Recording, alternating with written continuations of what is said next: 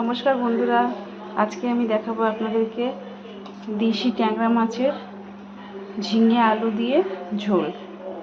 এখানে আছে ঝিঙে 2-3টে বড় বড় সাইজ, একটা আলু আছে পাতলা পাতলা করে কেটে নিয়েছি, 1.5খানা কাঁচা লঙ্কা আছে, 6খানা রসুনের কোয়া আছে। এখানে আছে ট্যাংরা মাছ, আমি এর মধ্যে নুন আর হলুদটা মাখিয়ে নেব।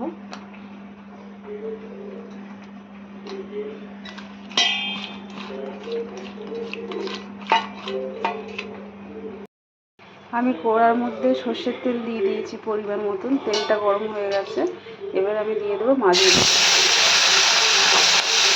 মাছগুলো সব লাল লাল করে ভাজা হবে।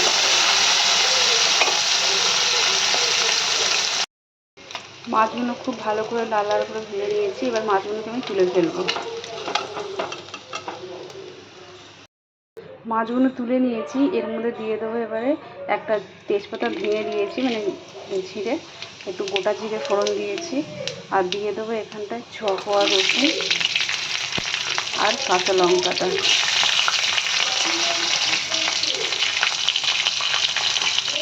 এই সবগুলো একটু ভালো করে নেড়ে ফেড়ে নিয়ে আমি দিয়ে দেবো এর মধ্যে ঝিঙে আর আলুটা।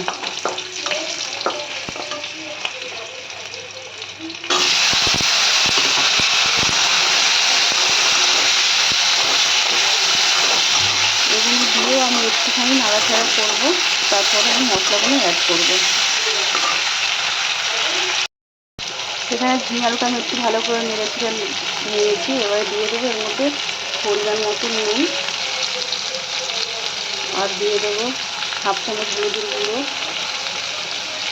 1/2 চামচ জিরের গুঁড়ো, আর সামান্য একটুখানি গুঁড়ো লঙ্কা। এই সব কিছু দিয়ে একটু নেড়ে ফেলে আমি দিয়ে দেবো অল্প পরিমাণে জল।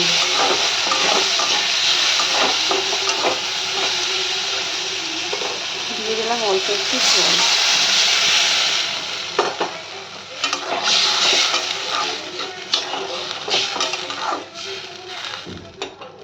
এটা ফুটে গেলে আমি দিয়ে দেবো মাছগুলোকে। জলটা খুব ভালো করে ফুটে গেছে, এবারে দিয়ে দেবো আমি মাছগুলোকে। মাছগুলো দিয়ে আমি বেশ 2-3 মিনিটের মতো আমি ঢাকা দিয়ে দেবো, তাহলে ঝিঙে আলুটা সেদ্ধ হয়ে যাবে।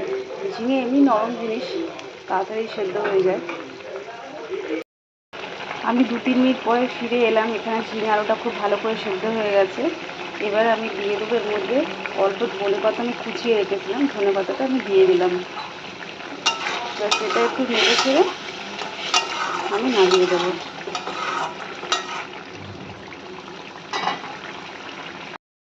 তো বন্ধুরা, দেখতেই পাচ্ছেন আজকে আমার দেশি ট্যাংরা মাছের ঝিঙে আলুর ঝোল পুরোপুরি কমপ্লিট। এটা একদম খুবই সোজা রান্না, মানে ঘরোয়া রান্না, খেতে খুব স্বাদ হয়।